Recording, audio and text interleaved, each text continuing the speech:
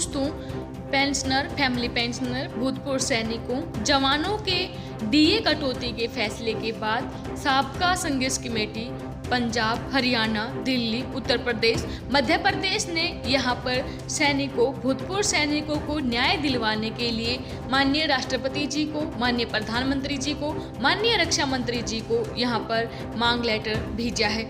जी हाँ दोस्तों, आप सभी को पता होगा कि केंद्र सरकार ने एक फैसला लिया था कोविड-19 के चलते कि जो हमारे केंद्र सरकार के कर्मचारी हैं, पेंशन धारक हैं, उनके भत्ता डीए डीआर पर रोक लगा दी है जब तक कि गवर्नमेंट का नया आदेश नहीं आ जाता है। तो इसी के संबंध में भूतपूर्व सैनिकों के लिए कार्यरत साबका संघर्ष कमेटी ने लेटर लिखा है माननीय राष्ट्रपति जी को, देख पा रहे हैं आप यहाँ पर, माननीय प्रधानमंत्री जी को और माननीय रक्षा मंत्री जी को। चलिए एक बार जान लेते हैं इन्होंने क्या कहा है, क्या निवेदन किया है। इन्होंने निवेदन किया है कि हमारी साबका संघर्ष कमेटी पंजाब, हरियाणा, दिल्ली, उत्तर प्रदेश, मध्य प्रदेश पिछले 10 सालों से जवानों के जायज हकों को दिलवाने के लिए संघर्ष कर रहे हैं और इसके लिए हम दर्जनों बार दिल्ली में विरोध प्रदर्शन और 2 बार भूख हड़ताल कर चुके हैं।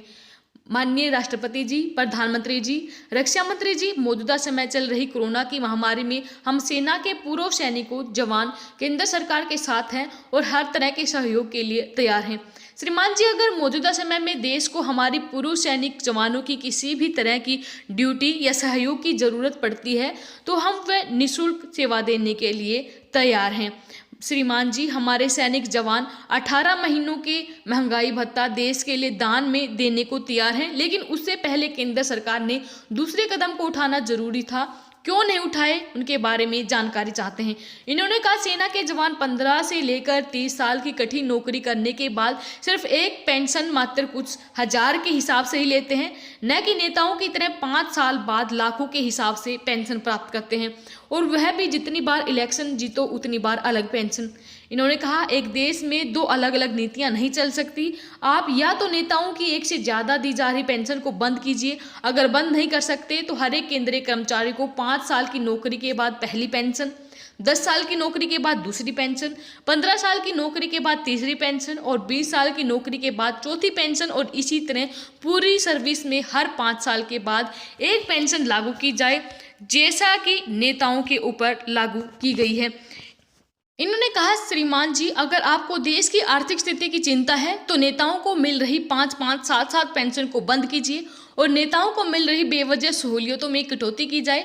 लेकिन नेताओं के लिए तो आपने भारत के राजपत्र संख्या CGDL देख पा रहे हैं, ये दिनांक 7 अप्रैल 2020 के अनुसार सांसदों के भत्तों में भारी वृद्धि कर दी है।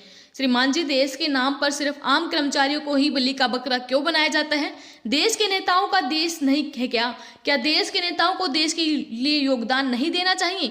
भारत सरकार एक तरफ सांसदों की सैलरी में 30% कटौती का अध्यादेश लाती है और दूसरी तरफ काटे जाने वाली सैलरी से अधिक का लाभ भारत के राजपत्र दिनांक 7 अप्रैल 2020 को जारी करके दे देती है। अगर देश की आर्थिक स्थिति खराब है तो सांसदों के भत्तों में भारी वृद्धि क्यों की गई?